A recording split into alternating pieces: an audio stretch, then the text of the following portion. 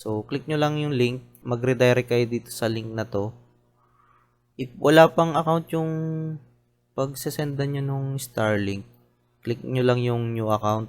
Dito, piliin kayo kung anong service plan yung pipiliin nyo. Dito, ang gusto ng client ko is standard or yung residential. So, dito siya malapit sa elementary school. So, i-copy paste ko lang yun. Then, lalabas yung suggestion. Then, click lang yun. Then, search kung mabalidate kung available yung residential dun sa area. Then, click mo lang yung sa checkout. Proceed to checkout. Same sa process ng pag-order guys. Lang. So, pagka-submit nyo nito, dapat may ganito, confirmation code. So, meaning nun, success yun. Then, makaka-receive din siya ng email na ganito na service activation confirmation.